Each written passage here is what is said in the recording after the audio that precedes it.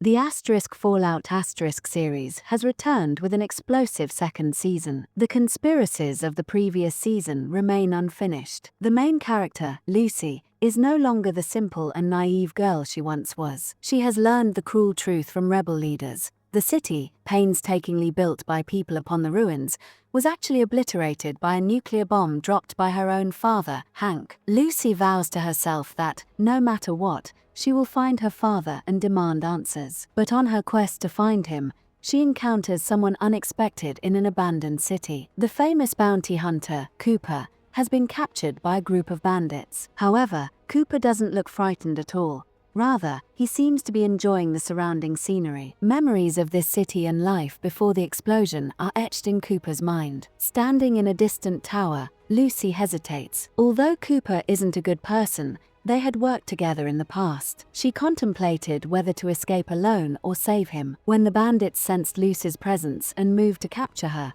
Lucy fired a shot that severed Cooper's bonds. Freed, Cooper eliminated all the bandits in the blink of an eye. In reality, Cooper and Lucy have been temporary allies for some time, as Cooper is also searching for the missing Hank. Before the explosion, Hank was the assistant to Cooper's wife. Perhaps Hank knows the whereabouts of Cooper's wife and child. Squabbling as they go, the two head towards the desert. Their destination is Las Vegas, where Hank had headed earlier. Standing atop a hill and gazing at the city, Cooper reveals a secret. He explains that the nuclear bomb intended for Las Vegas was actually destroyed in the sky. Thus, the city's survival was not a matter of luck. This revelation hit Lucy like a bullet. If the government possessed the power to intercept bombs, why were the other cities allowed to be destroyed? Cooper then mentions the name Robert House. This individual was a central figure in the Vault-Tec meetings and one of the architects behind the world's destruction. Recalling Cooper's prophecy,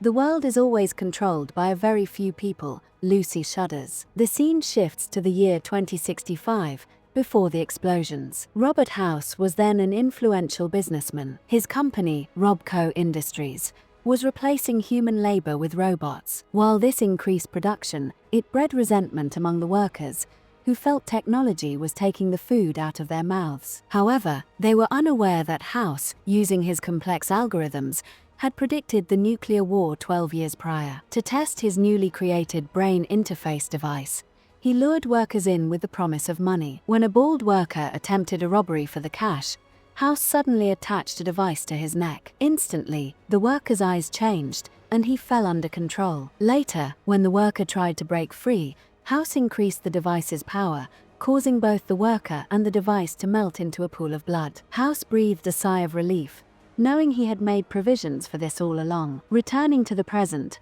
Lucy and Cooper cross a desolate canyon and arrive at a roadside shop. The only item on the menu is cockroach stew. Lucy orders it reluctantly, but her true intention is to ask about Hank. The shop's elderly owner vaguely informs them that Hank took her son, and she doesn't know if he is still alive. With no other choice, they proceed along the path indicated by the old woman. From the beginning, these two companions have had different motives. Cooper wants to shoot Hank to exact revenge, while Lucy wants to bring her father to justice. Lucy wants to prove that even in this lawless, devastated world, there should be accountability for wrongdoing. Cooper says nothing and stares at a roadside billboard, which features a movie poster displaying a young Cooper. His memory drifts back to the past. He had eavesdropped and learned that his wife and a secret organization were planning to secretly drop nuclear bombs to sell their company's vaults. Upon learning this, Cooper mentally broke down. He couldn't even imagine what would become of the world after a nuclear explosion. So, he secretly revealed everything to the government agent.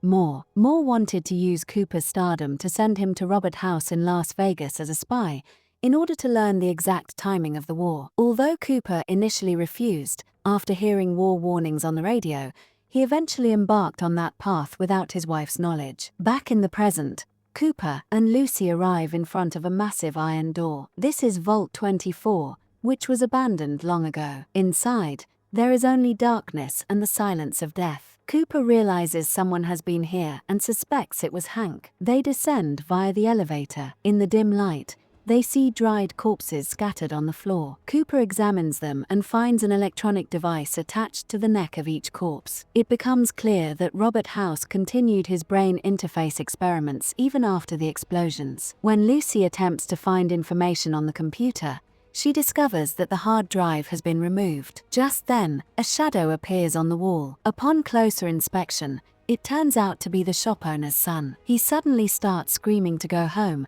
and in the next instant, his head explodes. Cooper realizes that Hank had brought the boy here to use as a guinea pig. This means Hank also seeks that device to control people. Meanwhile, Hank has reached the Vault-Tec headquarters. In his hand is the hard drive stolen from Vault 24. Removing his heavy armor and donning a suit, he seems to have reverted to the assistant he once was. Hank informs his old boss that he has secured the brain interface data from Vault 24. He proposes that if this technology is combined with their lab's miniaturization tech, a deadly weapon can be created to control any human from a distance. Through this, the entire devastated world would fall at his feet. Alongside Hank's insane plan, the situation in the underground vaults is also dire. Vault 33's water purification chip is broken, leaving the manager bewildered. The manager of Vault 32, Fanny, who came from Vault 31, is busy with her newborn child, while her husband is now a full-time father. Fanny tries to contact the upper levels only to find the line has been cut. Norman, Lucy's brother,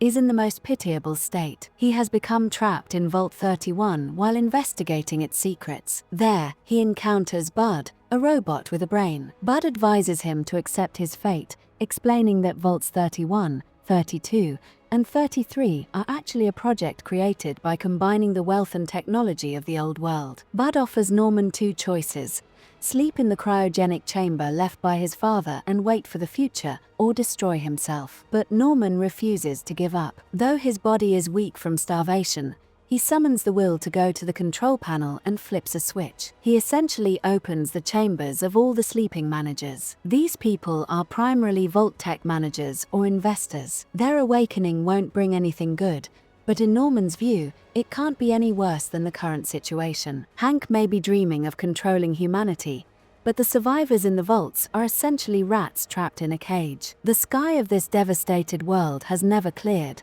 Perhaps the darkness is only just beginning. This was the story of the first episode of Fallout Season 2. It might be a bit difficult to follow for those who haven't watched the first season, as many events are unfolding simultaneously. Additionally, the stories of Maximus and the Brotherhood of Steel, which are key parts of the series, were not shown in this episode. Today's Explained ends here. For the next episode, please like the video, leave a comment, and subscribe to the channel.